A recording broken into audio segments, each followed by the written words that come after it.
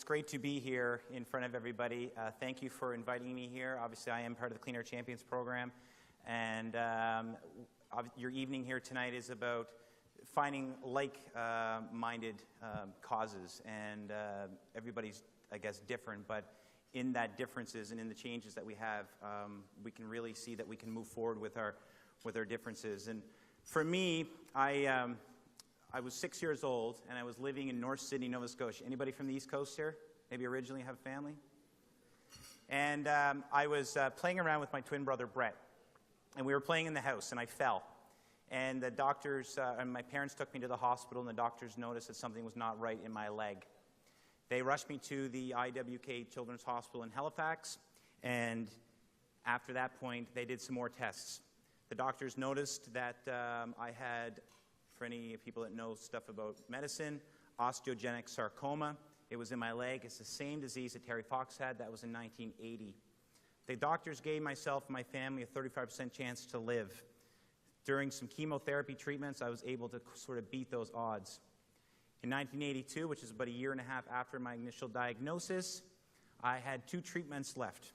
On January the 16th, 1982, I thought I had 2 treatments left. I went into the doctor's office to basically get the good news that I was in the clear. Instead of getting the good news that I was in the clear, the doctors told my family that I had now had lung cancer. And I had a 35% chance to beat that as well. So I went to one cancer, beat that, had another cancer, beat that, and obviously went through chemotherapy. After I got off to the hospital, I went home and started my life with my artificial leg.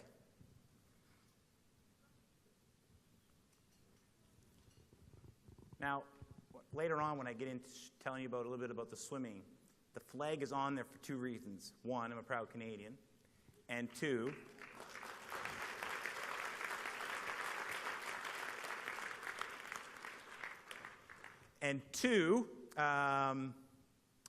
I just like the flag, and when I'm at the competitions, I want people to know that I'm a Canadian. So, and when I go to schools, incidentally, when I'm talking to schools and I show them my leg, and they say it's elementary, and I say, I would recommend you not getting a tattoo because I got one on my leg and it really hurt. The teachers are laughing, as you are right now, and the students have no clue. So my family, my friends, my parents' friends, teachers, the doctors were great for me. Your evening is about celebrating the diversity that we each have inside of us. And for me, having my life basically completely turned upside down, it was the same time frame as Terry Fox, when Terry Fox lost his life in the Marathon of Hope. And for me, my life was turned upside down.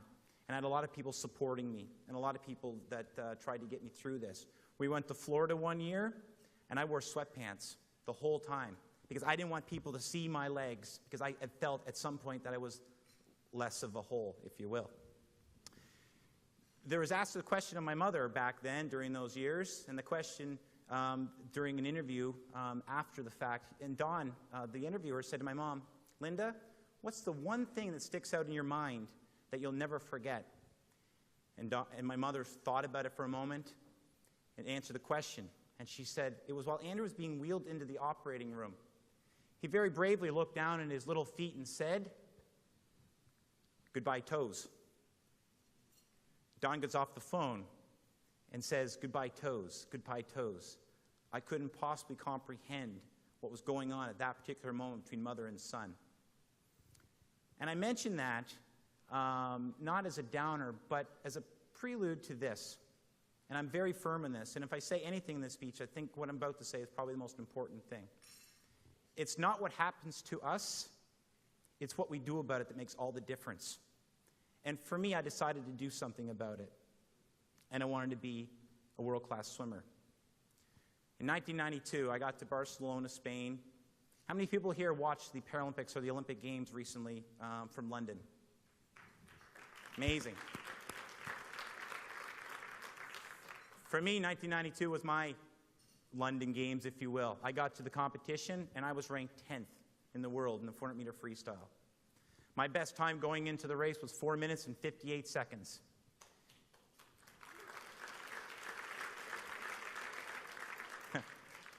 That's slow now. Might sound fast to you, but that's slow now.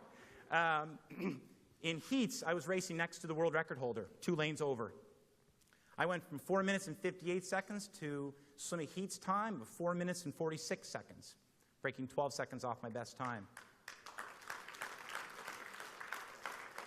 At finals that night, I had lane 5. I had ranked second going into finals, and I had beaten my position at least by 2 places if I finished last in finals. As I got to my block in the Spanish air, up at the top of the mountain, Mount Juic in Barcelona, Spain, lane 5 was mine. Lane 5 was also Mark Tewksbury's lane when he broke, when he set the gold medal at the 100-meter backstroke at the 1992 Olympics. For me, it was special water. I dove in the pool, 100-meter mark, I was 5th. 8-lap race. 200-meter mark, I was 4th. 300-meter mark, I was 4th. Iceland, Norway, Germany, me, Canada, 4th. As I got to the 300-meter mark, I told myself, let's go. Let's get at this. And at the 400-meter mark at the finish, Iceland first, 4:41. Norway second, 4:42. And Canada third, me, 4:43, and broke 15 seconds off my best time.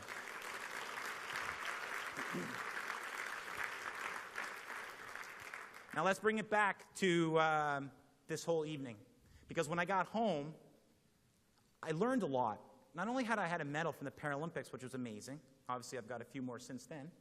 You're going to see. There's the World Championship. We'll get into that in a moment. But I was able to learn. I was able to look at other people with disabilities. I was able to look at other people and see the ability inside of them. And the different groups we have here tonight, and trying to celebrate those different groups, I was able to, almost for the first time in my life, realize that I was not alone in the world as an athlete or as a person with a disability. 2 years down the road, I got to go to the 1994 Commonwealth Games, an amazing experience in Victoria, British Columbia, to swim at the Commonwealth Games. Those games were the first time the able-bodied team allowed disabled athletes, because the disabled 100-meter freestyle was part of the program. As I got ready for my race against the Australian, I was ranked first in the Commonwealth. Somebody came over to me and said, you know, so on and so forth. And I said, really? And they said, yeah, we have amazing news for you. What's that?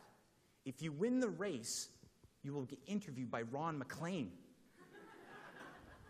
Is that all it takes? So I dove in the pool, and I won the race in front of 7,000 people in Victoria, in front of a country that was basically seeing disabled sport for the very first time. And I was able to go back to my home province of Nova Scotia, sort of a mini celebrity, if you will. It lasted about 2 days.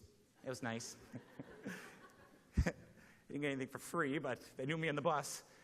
And I was able to do that. Now, I would ask a question. Have you ever wanted to accomplish something so bad that you would do whatever it takes to accomplish that goal? And think about that.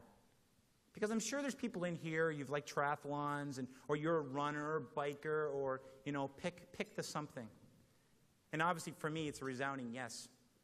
1990 was my aha moment, as I call it, because it was at 1990 World Championships in Aston, Holland, and it wasn't important for the competition. I placed 10th, and I got disqualified in a few races. It was important for what I told myself on the plane ride on the way home. And that was one day, Andrew, you're going to be world champion. You're going to do whatever it takes in order to accomplish the goal of being a world champion.